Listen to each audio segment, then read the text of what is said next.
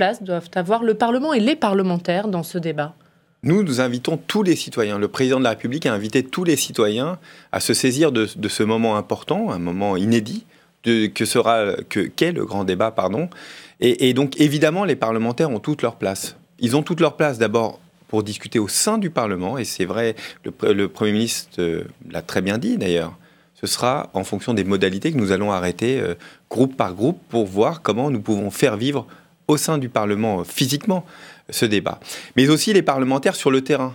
Parce que dans ce grand débat, évidemment, souvent les maires sont en première ligne pour organiser dans leur mairie les débats, s'ils le souhaitent. Mais c'est aussi aux parlementaires d'être d'abord à l'écoute. Je crois qu'il est important que les parlementaires soient dans les salles le plus possible pour écouter, pour entendre. Pas pour animer, mais pour être vraiment dans l'écoute de nos citoyens. C'est un moment fort et le parlementaire a toute sa place, le député comme le sénateur a toute sa place dans les différents grands débats qui vont s'organiser sur l'ensemble du territoire. Et puis je crois aussi, dans certains territoires, peut-être il y aura des difficultés d'organisation. Peut-être des maires ne souhaiteront pas le faire. Peut-être il peut arriver des problèmes techniques d'organisation tout simplement, de légitimité.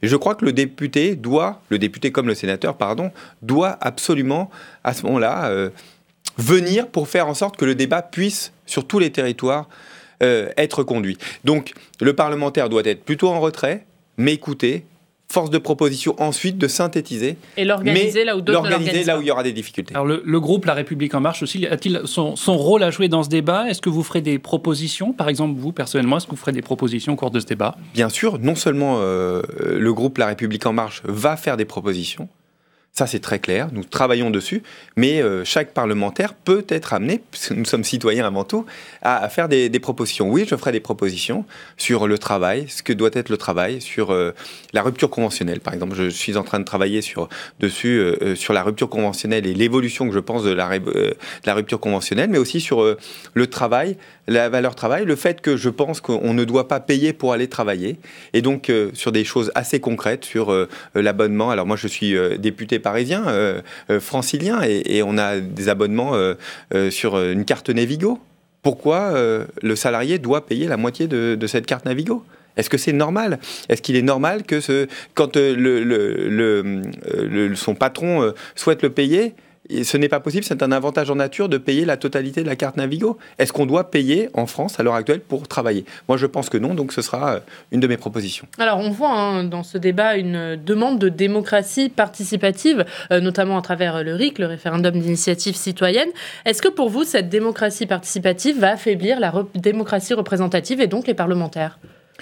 Moi, la question, elle ne se pose pas comme ça. Elle se pose comment faire pour que notre République soit plus vivante, que notre démocratie soit plus vivante, que le citoyen se sente plus entendu et qu'il puisse participer à la vie démocratique. J'étais il y a quelques minutes avec des enfants de ma circonscription et je leur disais, j'espère que dans quelques années, vous serez député, maire, enfin, vous participerez profondément à la vie citoyenne. Moi, je pense que c'est essentiel. Et trop de nos concitoyens pensent qu'ils en sont exclus.